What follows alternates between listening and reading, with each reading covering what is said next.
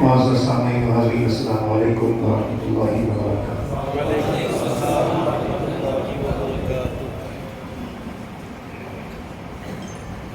نحمدہ و نصلی علی رسولہ الکریم، اما بعد، فاعوذ باللہ من الشیطان الرجیم، بسم اللہ الرحمن الرحیم۔ افحسبتم انما خلقناکم عبثا وانکم الینا لا ترجعون۔ صدق اللہ العظیم۔ وقال اللہ تبارک و تعالی فی شان حبیبہ الکریم، ان اللہ وملائکتہ یصلون علی النبی یا ایھا الذین آمنوا صلوا علیہ وسلموا تسلیما۔ اللهم صل على سيدنا وشفيعنا وحبيبنا ومولانا محمد وعلى آله وسلم۔ صلاة والسلام عليك يا رسول الله يا حبيب الله۔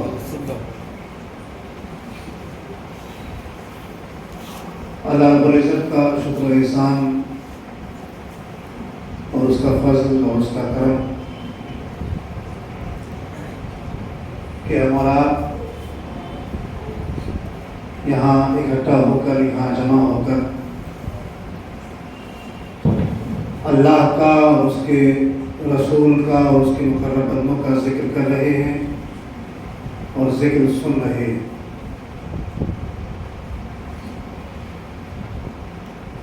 یقیناً ہمارا یہاں آنا اور ہمارا یہاں بیٹھنا اور ہمارا یہاں بیٹھ کر اس ذکر کو سننا اور اس ذکر کو کرنا ہمارے لیے باعث برکت بھی ہے، باعث ثواب بھی ہے اور باعث نجات بھی ہے۔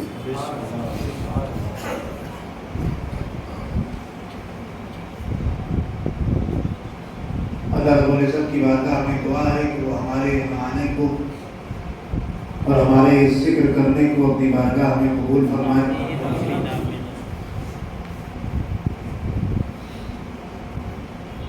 اور ہمیں اس کا بہترین سے بہترین اور اچھے سے اچھا اجر عطا فرمائے۔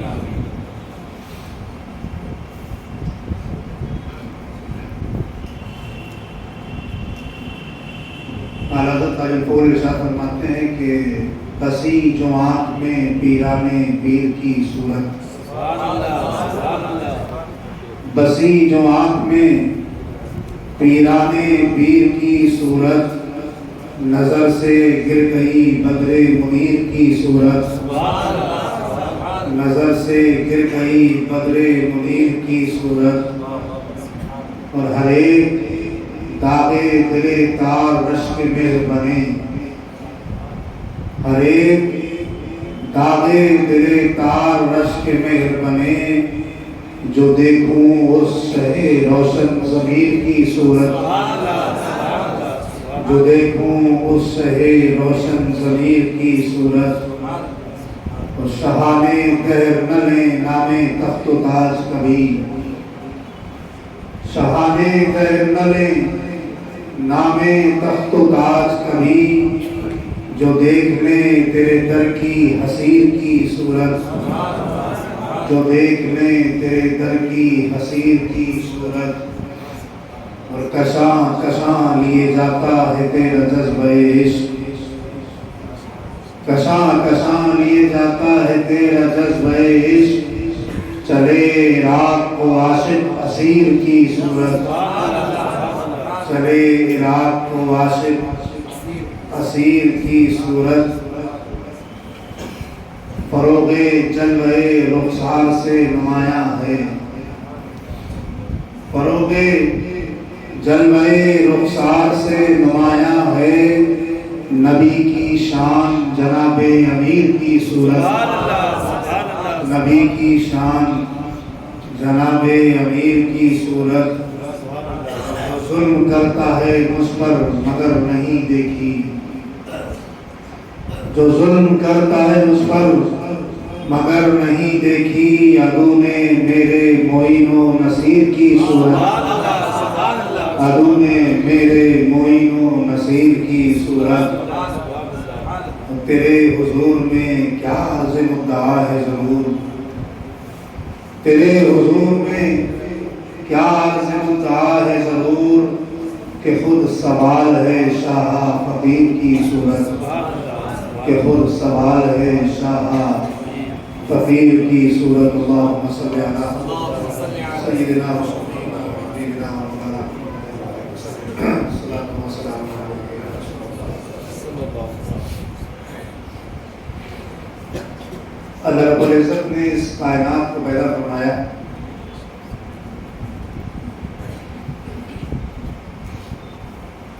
اس دنیا کے اندر الگ الگ طرح کے اور قسم قسم کی مخلوقات کو پیدا فرمایا۔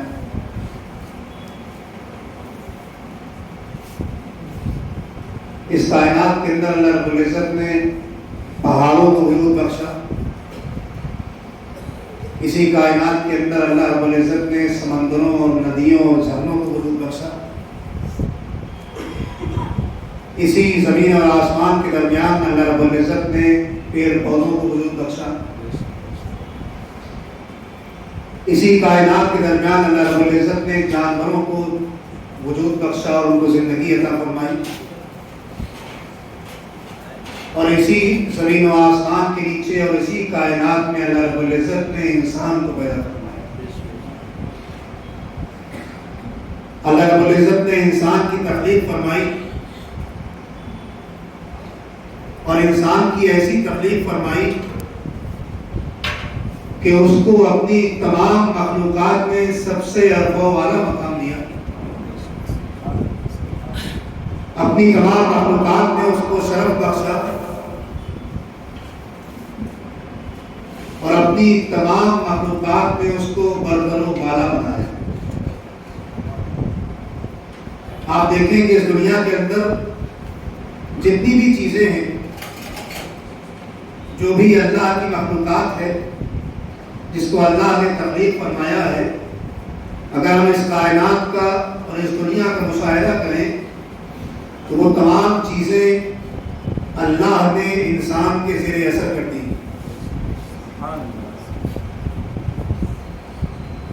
اللہ نے اس انسان کو قوت دی، اللہ نے انسان کو علم دیا، اللہ نے انسان کو بولنے کی صلاحیت دی، اللہ نے انسان کو سوچنے کے لیے ذہن اور دماغ دیا۔ یہی وجہ ہے کہ ہم دیکھتے ہیں کہ اس دنیا میں انسان ہر چیز پر قابو پاتا نظر آتا ہے۔ کبھی آپ نے دیکھا نہیں ہوگا کہ کسی شیر نے کسی انسان کو سجا لیا، کبھی آپ نے سنا نہیں ہوگا کہ کسی بلی نے کسی انسان کو سجا لیا، لیکن ہم دیکھتے ہیں اور سنتے ہیں کہ انسان کبوتر سے لے کر اور شیر تک ہر جانور کو انسان اپنے قبضے میں کر لیتا ہے، اپنے بس میں کر لیتا ہے، اور اس پر چلے جائیے تو انسان کبھی کبھی جناتوں کو اپنے قبضے میں کر لیتا ہے۔ پتہ یہ چلا کہ اللہ رب العزت نے اس انسان کو ایک بڑی فوقیت عطا فرمائی ہے۔ اس پوری کائنات کی تمام مخلوقات کے درمیان اللہ رب العزت نے انسان کو ایک بلند مرتبہ عطا فرمایا ہے۔ ایک مرتبہ ہوا یہ کہ حضور غوث اعظم کی بارگاہ میں ایک شخص آپ کا مریض پہنچا اور اس نے عرض کیا کہ غوث اعظم یا شیخ عبد القادر جیلانی، میری بیٹی غائب ہے، اس کو جنات اٹھا کے لے گئے۔ آپ نے فرمایا ٹھیک ہے، فلاں مقام پہ چلے جاؤ، اس کو ایک جگہ بتائی کہ وہاں چلے جاؤ، اور وہاں کسی بلند مقام پہ، کسی ٹیلے پہ، کسی پہاڑی پہ بیٹھ کر میرے نام کا حصار کھینچ لینا اور بیٹھ جانا۔ وہاں سے قافلہ گزرے گا، اس قافلے کا جو بادشاہ ہو، جو شہنشاہ ہو اس لشکر کا، اس کو میرا سلام کہنا، اور اگر وہ جب وہ تم سے تمہاری پریشانی پوچھے تو اس کو یہ بات بتا دیں۔ وہ آدمی آپ کو بتائے کہ مقام پہ پہنچا اور یا شیخ عبد القادر جیلانی کا حصار کھینچ کے بیٹھ گیا۔ کچھ دیر میں وہاں سے لشکر گزرا، قافلہ گزرا۔ جب قافلہ گزرا تو اس کا جو لشکر کا جو بادشاہ تھا وہاں سے گزرا، تو اس شخص نے اس سے کہا کہ غوث اعظم نے تم کو سلام کہا. وہ ادب سے جھک گیا اور اس نے پوچھا کہ کیا سرکار نے میرے لیے کوئی حکم فرمایا؟ غوث اعظم نے میرے لیے کچھ حکم کیا ہے؟ تو اس شخص نے کہا کہ حکم تو نہیں کیا، بلکہ سرکار نے فرمایا کہ وہ تم سے پریشانی تم سے پوچھیں تمہاری تو ان کو اپنی بات بتا دینا. تو اس نے پوچھا کیا بات ہے؟ بادشاہ نے پوچھا کیا بات ہے؟ تو اس شخص نے کہا کہ میری بیٹی کو جنات پڑھ کے لینا ہے. اس نے کہا ٹھیک ہے. وہ دراصل جناتوں کا بادشاہ تھا، چل رہا تھا قافلہ، وہ جناتوں کا قافلہ. تو بادشاہ نے فوراً اپنی جو فوج تھی اس کی سپہ سالار کو بلایا، اس سے کہا کہ فوراً حاضری لو اور پتہ کرو کہ ہمارے اس قافلے میں سے اور اس لشکر میں سے کوئی جنات غائب ہے کیا. فوراً حاضری لی گئی، پتہ کیا گیا تو پتہ چلا کہ یہ جنات غائب. کہا کہ بلا کے لاؤ اس کو. فوراً اس کو بلا کے لایا گیا. اس سے پوچھا کہ کیا تم نے اس کی بیٹی کو اٹھا لیا ہے؟ اس نے کہا اٹھا لیا. بادشاہ نے کہا کہ واپس کرو. اس نے اس کی بیٹی کو واپس کیا اور وہ آدمی بہت خوش ہوا. اور جناتوں کے بادشاہ نے اس آدمی سے کہا کہ یہ اپنی بیٹی کو مل گئی ہے، تم گھر جاؤ غوث اعظم کی بارگاہ میں میرا سلام پیش کرنا اور عرض کر دینا کہ غوث اعظم غلطی ہو گئی، اب دوبارہ ایسی غلطی کی. سبحان اللہ سبحان اللہ. تو یہ معاملہ ہے انسان کا کہ اللہ رب العزت نے انسان کو طاقت اور قوت عطا فرمائی. اللہ رب العزت نے انسان کو اشرف المخلوقات بنایا، شرف والا بنایا، اور اس کو یہ طاقت دے دی ہے کہ وہ تمام مخلوقات اس کے زیر اثر فرما دی، اس کے زیر اثر کر دی اور انسان کو سب سے اشرف والا بنایا. اب اسی انسان کو جب اللہ رب العزت نے اس دنیا میں بھیجا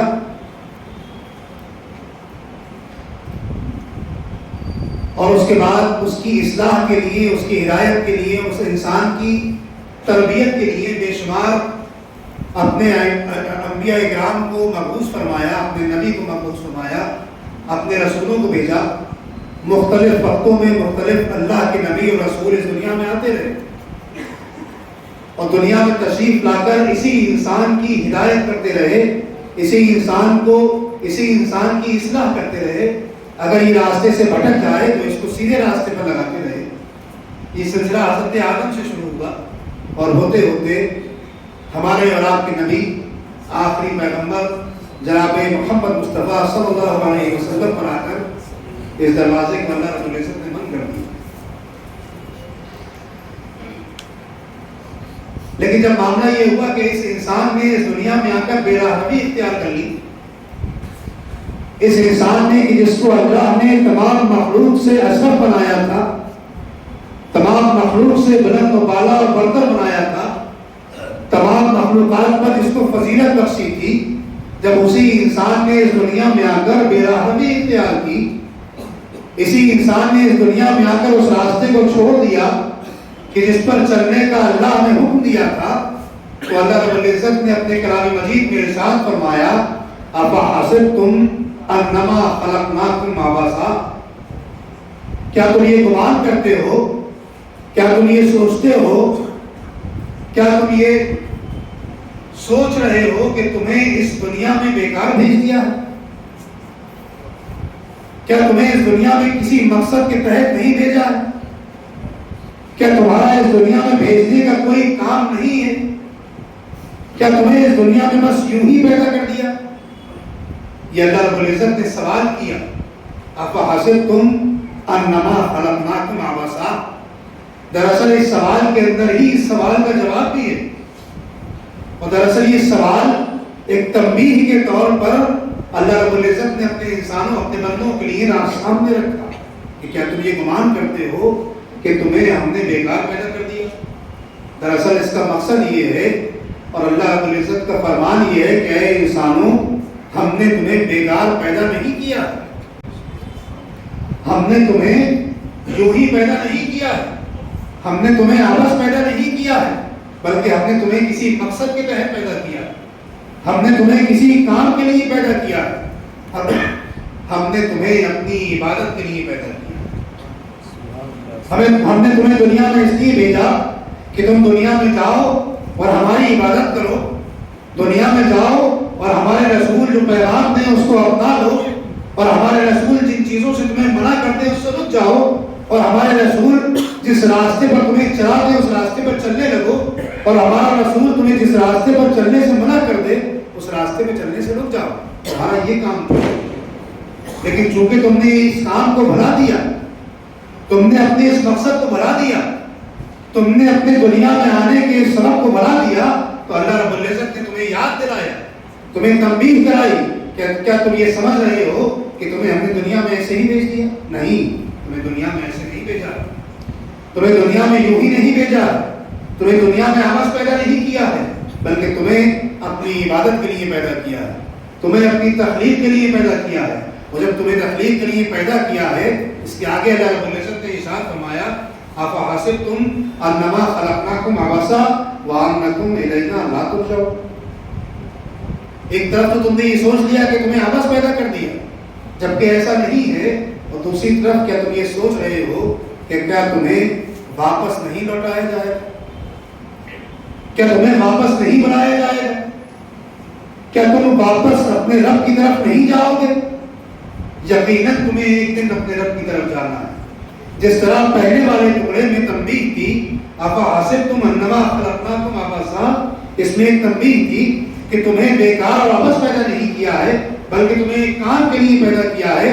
इसी तरह इसके दूसरे टुकड़े में भी तंबीह है कि अगर तुम ये सोच रहे हो और ये गुमान कर रहे हो, और अगर तुम्हारा ख्याल ये है कि तुम्हें हमेशा हमेशा इस दुनिया में रहना है, तुम्हारी जिंदगी खत्म नहीं होने वाली, तुम्हें हमेशा इसी दुनिया में जिंदगी गुजारना है, अगर तुम्हारा ये ख्याल है तो ये ख्याल गलत है।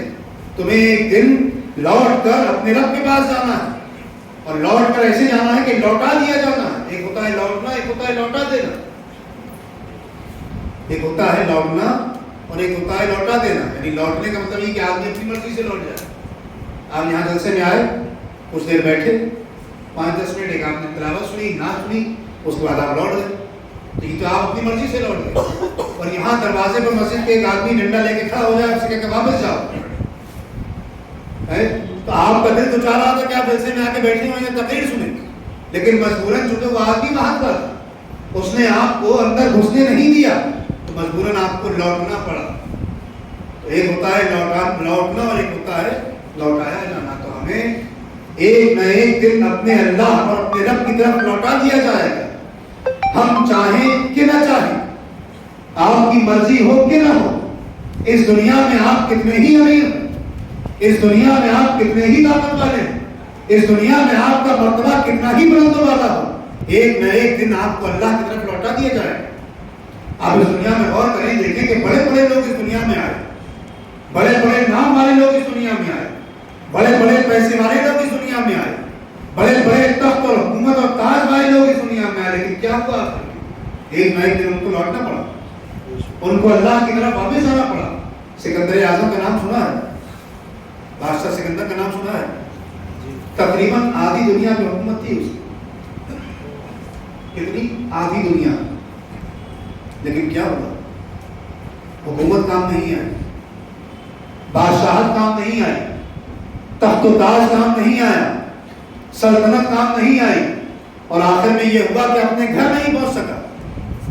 रास्ते में जा रहा था, बीमार हो गया, बुखार आया, डॉक्टर को दिखाया, तबीबों ने इलाज किया, बेशुमार इलाज कर दिया। आप सोचिए कि जो आदमी आधी दुनिया का मालिक हो, आधी दुनिया में जिसकी हुकूमत हो, तो उसको कौन से डॉक्टर मिले होंगे?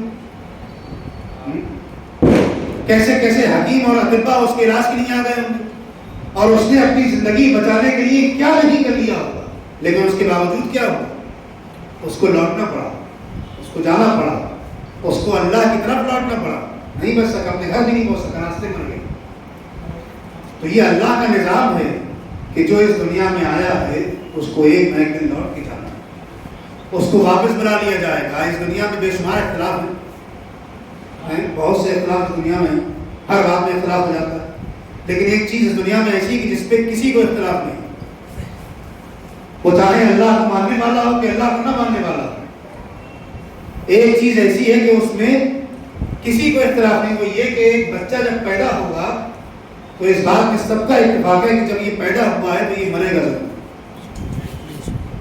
एक बच्चा पैदा होने के बाद ये नहीं कहा जा सकता कि ये बड़े होकर डॉक्टर बनेगा, या बड़े होकर इंजीनियर बनेगा, बड़े होकर कोई बहुत बड़ा आलिम बनेगा। بڑے ہو کے سائنٹسٹ بنے گا، یہ بات کوئی بھی وثوق کے اور ساتھ نہیں کہہ سکتا، لیکن ہاں البتہ یہ بات کہی جا سکتی ہے کہ جو بچہ یہ پیدا ہوا ہے اس کو ایک نہ ایک دن لوٹا دیا جائے، اس کو ایک نہ ایک دن اللہ کے پاس واپس جانا ہے، اس کو ایک نہ ایک دن اپنے رب سے جا کے ملنا ہے۔ اب وہ چاہتے ہوئے ملے یا نہ چاہتے ہوئے ملے، اللہ کی طرف واپس جانا ہے۔ جب حضرت ابراہیم خلیل اللہ کے پاس موت کا فرشتہ آیا اور اس نے کہا کہ اے اللہ کے دوست، اے اللہ کے خلیل، چلیے آپ کو اللہ نے بلایا، میں آپ کی روح کب تک قبض کرنے آیا، تو حضرت ابراہیم خلیل اللہ نے اس کو جواب دیا کہ اے فرشتے، اے موت کے فرشتے، یہ کیسا دوست ہے کہ جو اپنے دوست کی جان لینا چاہتا ہے؟ یہ کیسا دوست ہے جو اپنے دوست کی جان لینا چاہتا ہے؟ فرشتہ واپس گیا اللہ کے پاس، اس نے عرض کیا کہ اے بار الہ، تیرا دوست تو تیرے خلیل تو یہ کہہ رہے ہیں کہ یہ کیسا دوست ہے کہ جو اپنے دوست کی جان لینا چاہتا ہے؟ تو اللہ نے فرمایا کہ ان سے جا کے کہو کہ یہ کیسا دوست ہے جو اپنے دوست سے ملنا نہیں چاہتا۔ فرشتہ واپس آیا، اس نے اللہ کا پیغام سنایا حضرت ابراہیم، اس نے کہا کہ آپ کا رب اور آپ کا دوست یہ کہتا ہے کہ یہ کیسا دوست ہے جو اپنے دوست سے ملنا نہیں چاہتا۔ آپ نے فوراً اپنے مالک حقیقی سے اور اپنے اللہ سے، یہ موت کا فرشتہ تو ہر دروازے پہ آتا ہے۔ موت کا فرشتہ اس کائنات کی سب سے عظیم ترین تخلیق، اس کائنات کی سب سے عظیم ترین ہستی، ہمارے اور آپ کے آقا، ہمارے اور آپ کے مالک و مختار محمد مصطفیٰ صلی اللہ علیہ وسلم کی بارگاہ میں بھی یہ فرشتہ حاضر ہے،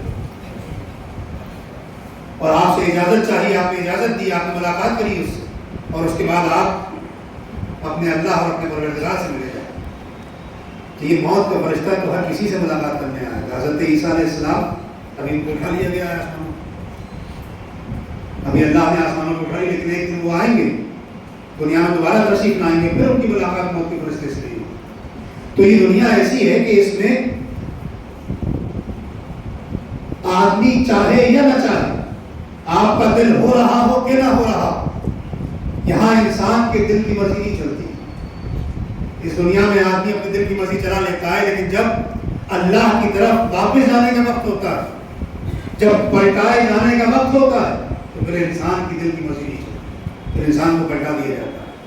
اور جب انسان کو پلٹایا جاتا ہے، جب انسان واپس اپنے رب کے پاس پہنچتا ہے، جب انسان واپس اللہ سے ملتا ہے، تو پھر انسان کو اس دنیا میں اپنے کیے ہوئے کاموں کا حساب و کتاب بھی دینا ہوتا ہے،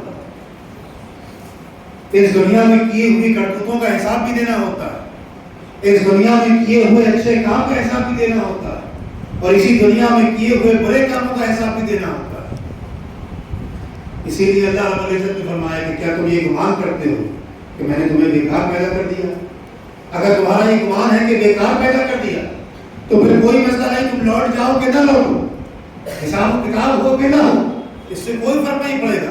لیکن اگر تمہیں کسی مقصد کے تحت بھیجا ہے، تمہیں کسی کام کے لیے بھیجا ہے، تمہیں اللہ رب العزت نے کوئی ذمہ داری لے کے بھیجا ہے، تو پھر یقیناً جب اس دنیا سے تم واپس جاؤ گے، جب تم اپنے رب کے سامنے پہنچو گے، تو یقیناً تمہارا حساب و کتاب کیا جائے گا، تم سے حساب طلب کیا جائے گا کہ تمہیں میں نے دنیا میں بھیجا تھا، تمہارے لیے اس پوری کائنات کو سجایا تھا، تمہارے لیے زمین کا بچھونا بچھا دیا تھا، تمہیں آسمان کی چھت عطا کی تھی، تمہیں رہنے کے لیے بہترین گھر دیا تھا، تمہیں عبادتیں کرنے کے لیے مسجدیں عطا فرمائی تھی، تمہیں کھانے کے لیے کھانا دیا تھا، تمہیں پینے کے لیے میٹھا پانی دیا تھا، تمہیں سانس لینے کے لیے ہوا دی تھی، تمہیں سر چھپانے کے لیے درخت دیے تھے، اور اس کے ساتھ ساتھ تمہیں مقصد بھی بتایا تھا۔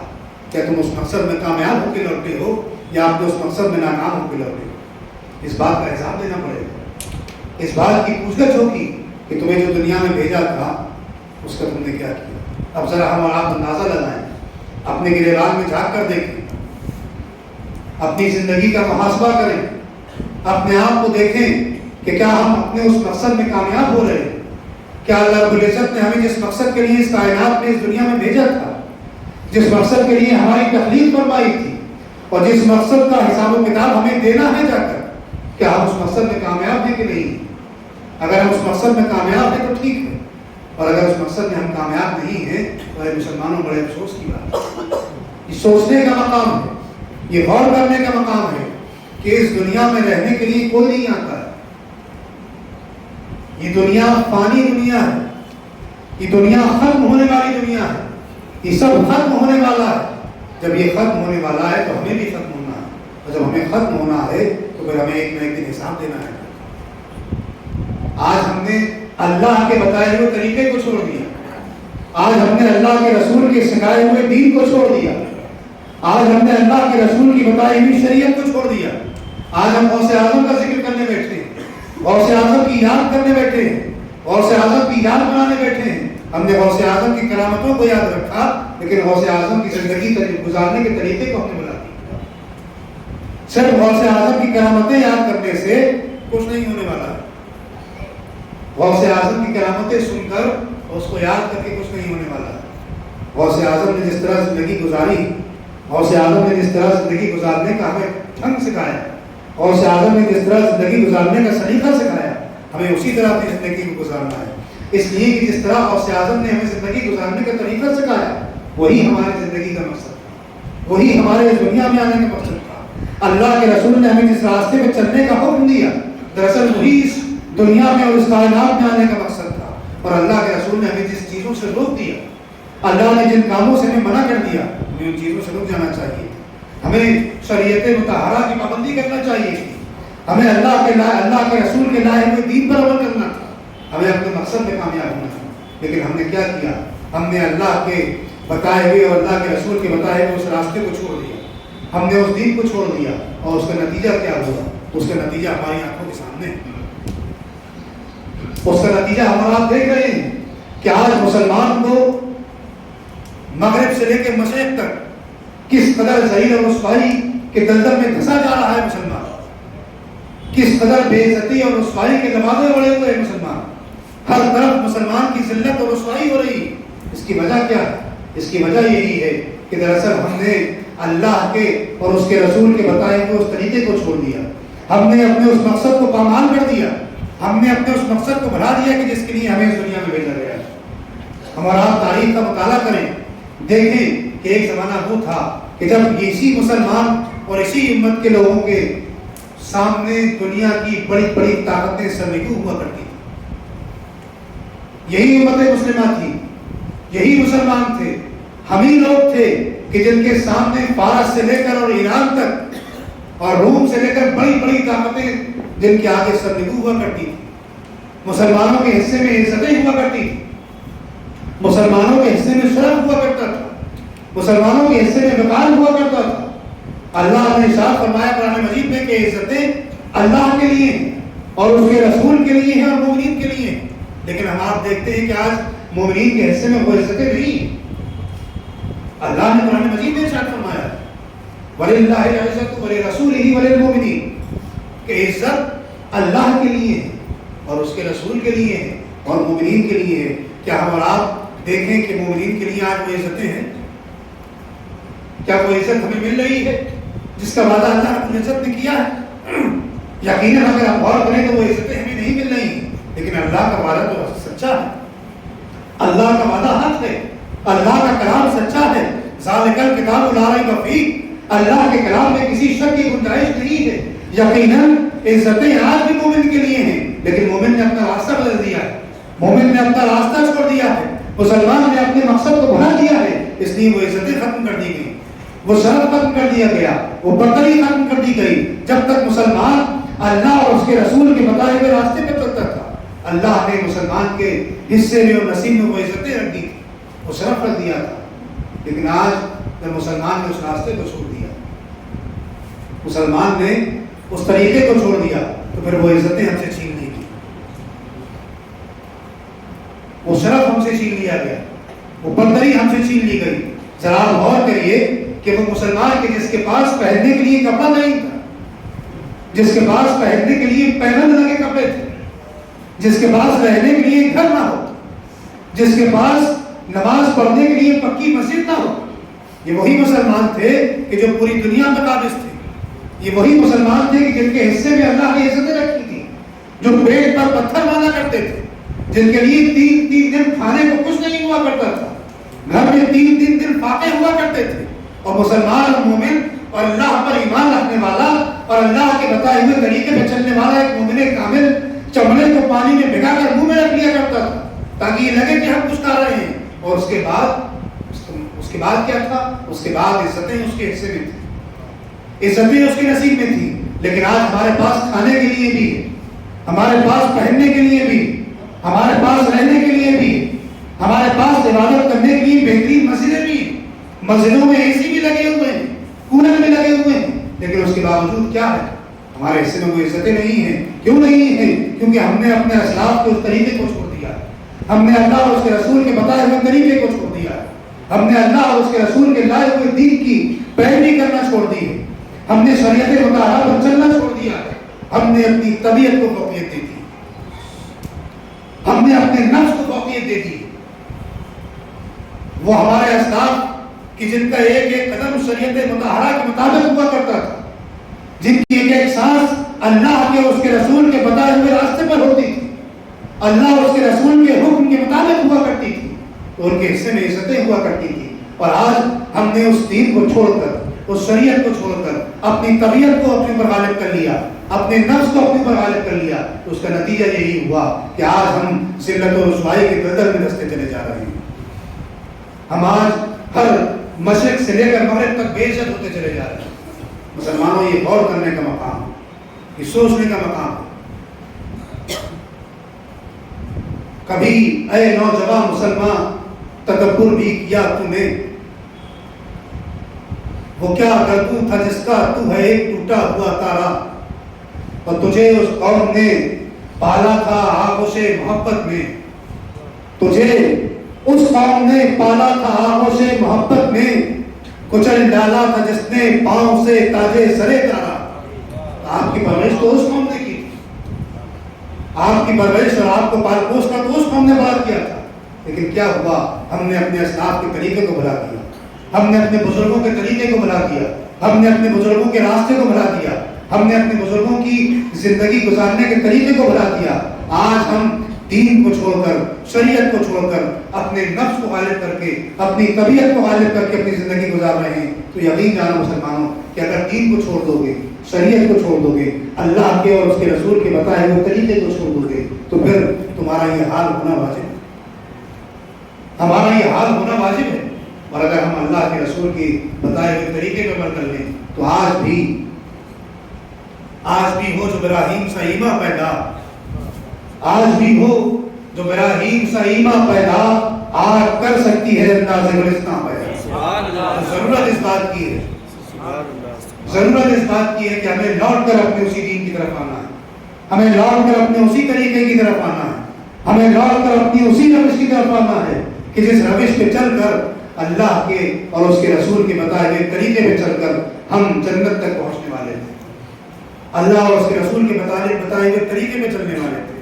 اپنے ہر کام کو، اپنی زندگی کے ہر طریقے کو اللہ اور اس کے رسول کے بتائے ہوئے طریقے پر گزارا جائے، اولیاء کرام کے بتائے ہوئے طریقے پر گزارا جائے، غوث اعظم کے بتائے ہوئے طریقے پر گزارا جائے. اگر ہم اپنے زندگی کو اللہ اور اس کے رسول کے بتائے ہوئے طریقے پہ گزاریں گے، اپنے نفس کو ہٹا کر، اپنی طبیعت کو ہٹا کر، اگر ہم اپنی زندگی کو طبیعت سے ہٹا کر شریعت کے مطابق اپنی زندگی کو گزاریں گے تو انشاءاللہ ہمارے حصے میں بھی وہ عزتیں ہوں گی، ہمارے نصیب میں بھی وہ عزتیں ہوں گی، ہمارے حصے میں بھی وہی شرف اور وہی مقام ہوگا کہ جو ہمارے اسلاف کے حصے میں تھا، ہمارے بزرگوں کے حصے میں تھا. تو اللہ رب العزت سے دعا ہے کہ ہمیں اور آپ کو اللہ اور اس کے رسول کے بتائے ہوئے طریقے پہ چلنے کی توفیق عطا فرمائے، ہمیں اور آپ کو غوث اعظم کی سچی محبت عطا فرمائے، ہمیں اور آپ کو غوث اعظم کی کرامتوں کو سننے کے ساتھ ساتھ ان کی زندگی کو اپنی زندگی میں ڈھالنے کی توفیق عطا فرمائے. وہی جام گردش میں لا ساقیا، شراب کہن پھر پلا ساقیا، طلبنے بھڑکنے کی توفیق دے، دل مرتضیٰ سوز صدیق دے. السلام علیکم.